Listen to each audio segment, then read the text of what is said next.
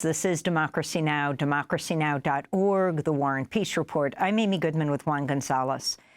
We turn now to Texas, where the Republican Attorney General Ken Paxton is raising concerns about voter suppression by targeting the country's oldest Latino civil rights group, LULAC, the League of United Latin American Citizens. LULAC was first founded to fight discrimination against citizens of Mexican descent in Texas. Now it's responding to a series of raids of the homes of LULAC member state lawmakers and other Latino leaders in the San Antonio area last week.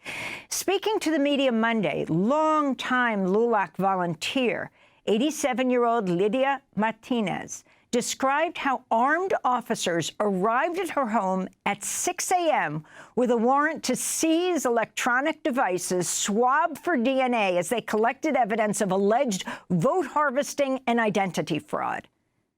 I was in my nightgown, and I thought it was my next-door neighbor, and I went to the door, and 9 officers from the Attorney General's office walked in, and they had a search warrant.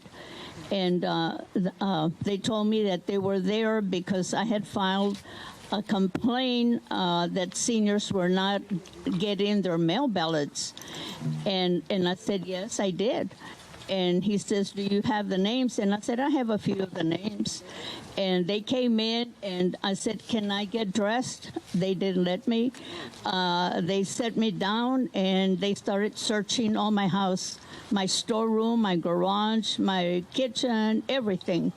And after 2 hours of questioning, they took me outside in front of all my neighbors and all the officers around me, and for half an hour while they searched the living room where I had been sitting.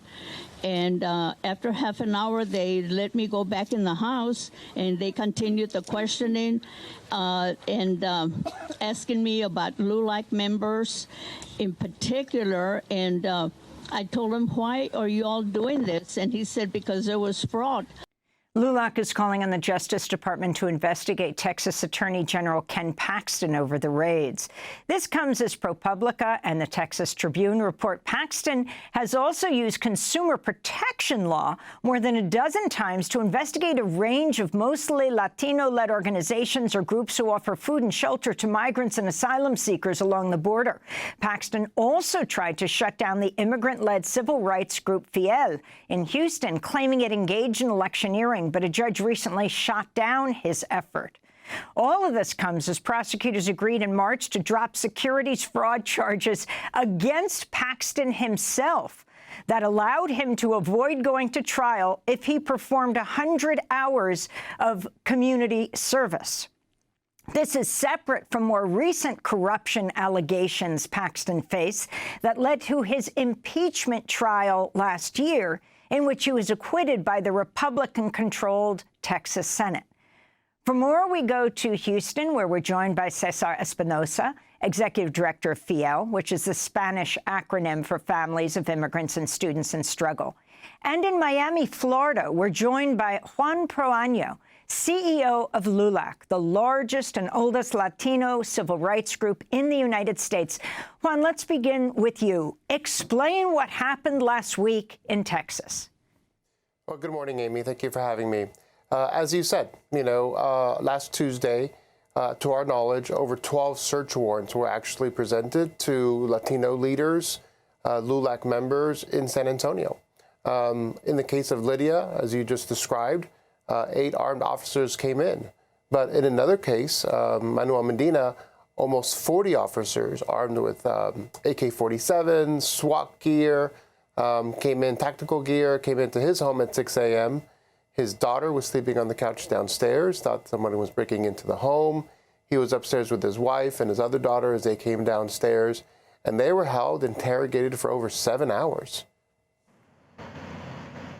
And Juan Proaño, what does this tell you about the efforts of the officials in Texas to intimidate Latino voters? Well, I mean, it's pervasive. We've been obviously doing a lot of research here, And it didn't start last week. This investigation on election integrity started over 2 years ago, essentially at this point, also referred by another Republican district attorney there with no evidence at all whatsoever. In June, we saw that they sued the Archdiocese of Rio Grande Valley, Sister Norma Pimentel, which provides migrants with services that are in this country legally. Then we saw last month with Annunciation House, which provides refugee services as well, obviously with Fiel too. And we also saw 12 other nonprofits that effectively have gone through the same search and seizure process. At least what we've heard from the courts, that this is unconstitutional.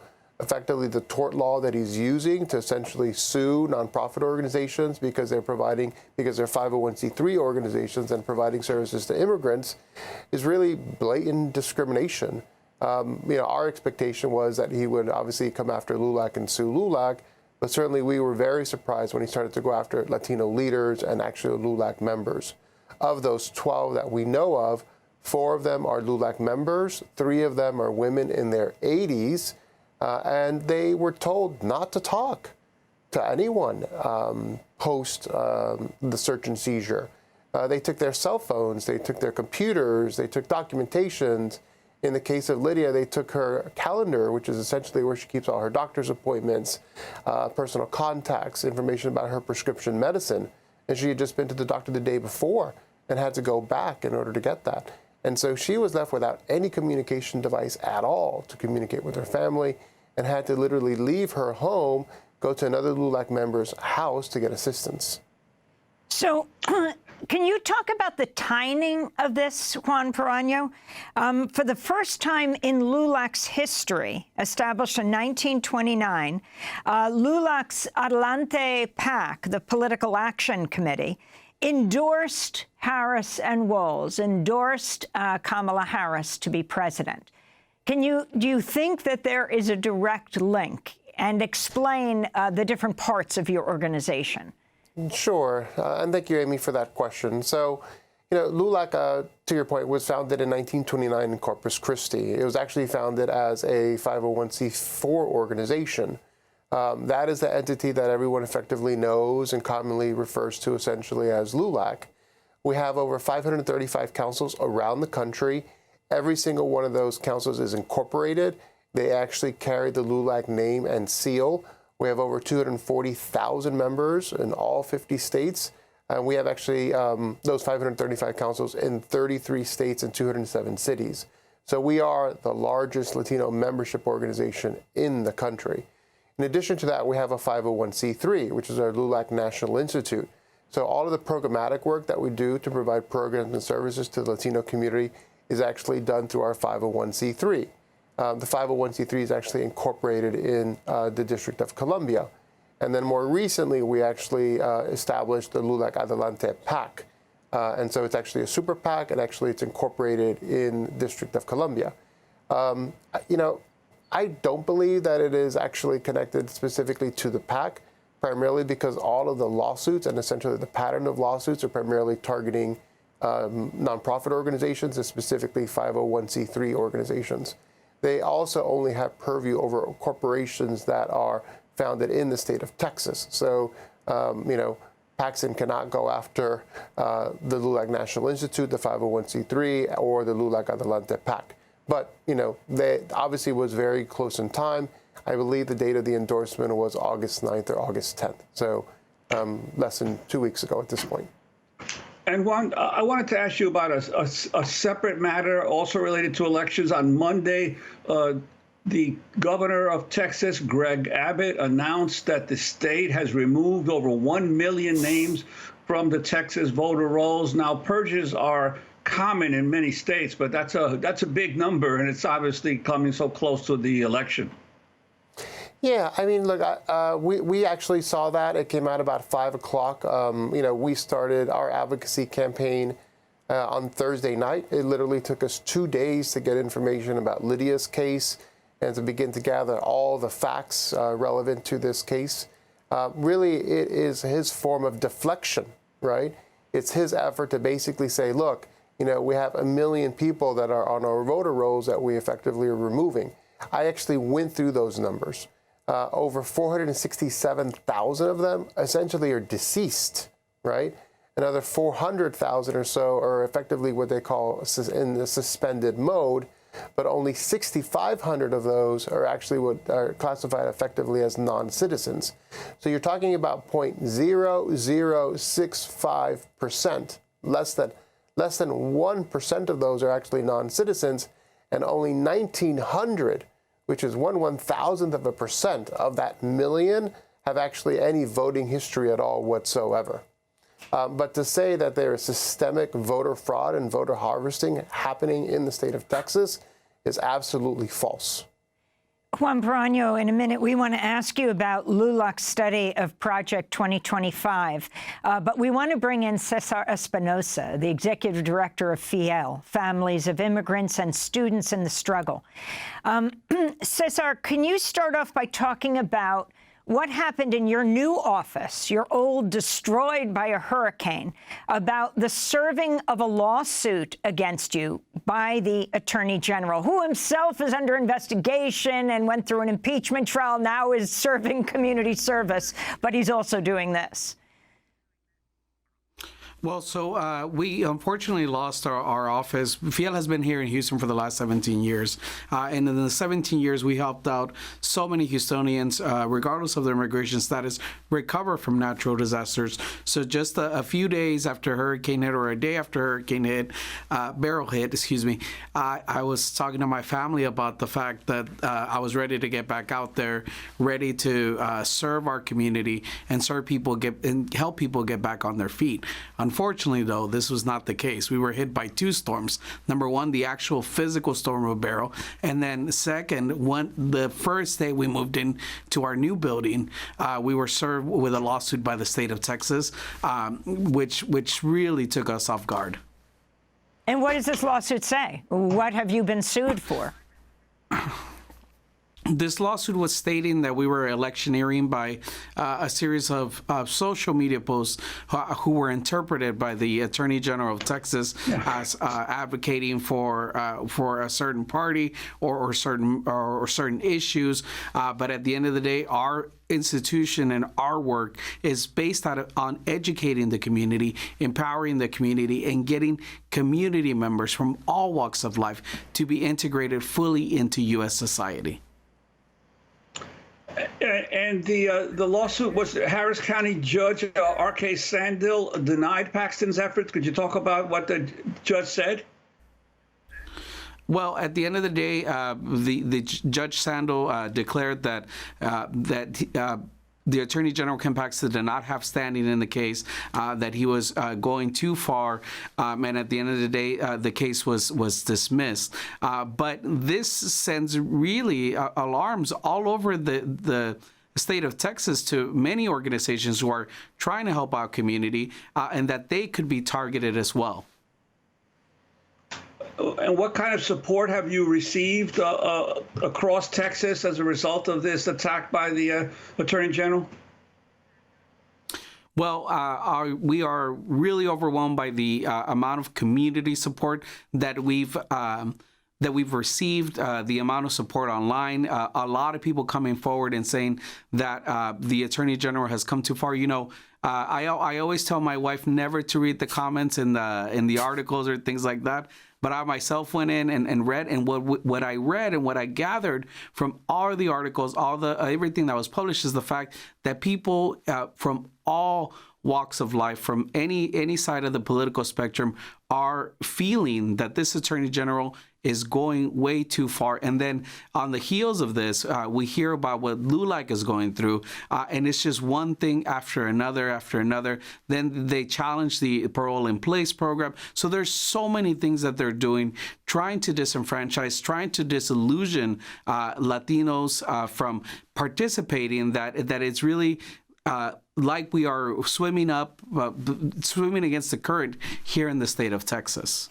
So, Juan Proaño, as we listen to what's happened to Cesar Espinosa, and you describe the raids on your members, including the home of an 87-year-old, 35-year volunteer of LULAC, can you talk about what you're demanding of the Justice Department, a review of these Texas raids, and how Paxton's actions fit into the changing politics and demographics of Texas?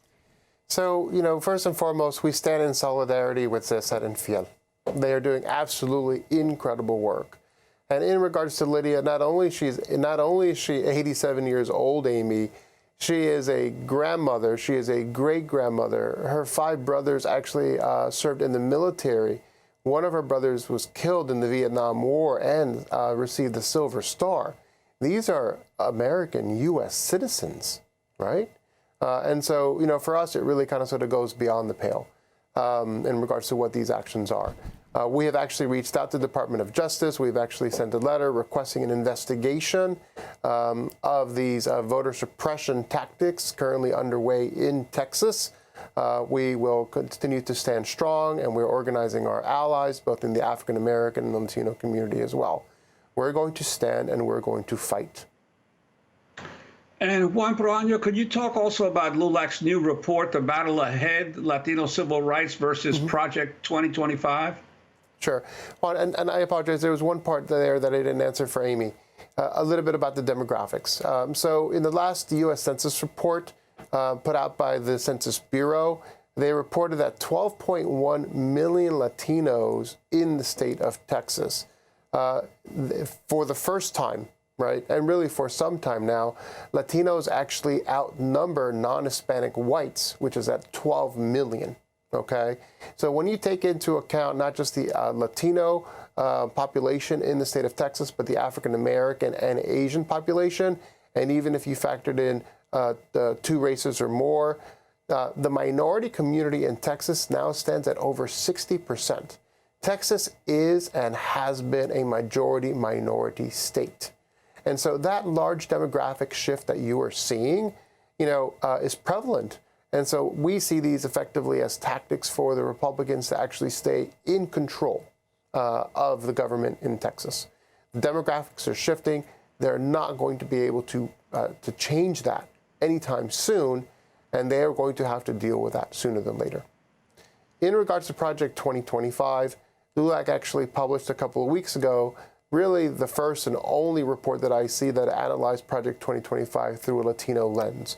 Obviously, it's been very widely reported throughout. It was obviously very prevalent in the Democratic National Convention's platform. In Chicago, we were there to listen to Vice President Harris and Walz actually speak to that. I was very concerned, shocked when I was watching the Republican National Convention on that Tuesday, and they came out with mass deportation signs. Somebody thought about that. Somebody designed those signs. They ordered them. They printed them. They passed them out to thousands of people in that convention center.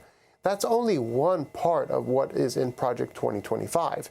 They're talking about effectively, programs which effectively are for unserved communities of gutting that. The Department of Education as well, limiting different types of visas which allow for pathways for citizenship into this country. It is systemic all the way through. It would impact not only Latino communities, but other immigrant and minority communities across the country. And not just minority communities, it would impact a significant number of non-Hispanic whites because it really cuts across socioeconomic factors as well. We want to thank you both so much for being with us. Juan Proaño is CEO of LULAC. He was speaking to us from Miami, Florida. And Cesar Espinosa is Executive Director of Fiel in Houston, Families of Immigrants and Students in the Struggle. You can see all of our segments on the Republican and Democratic National Conventions and Immigration and Project 2025 at democracynow.org. I'm Amy Goodman with Juan Gonzalez for another edition of Democracy Now!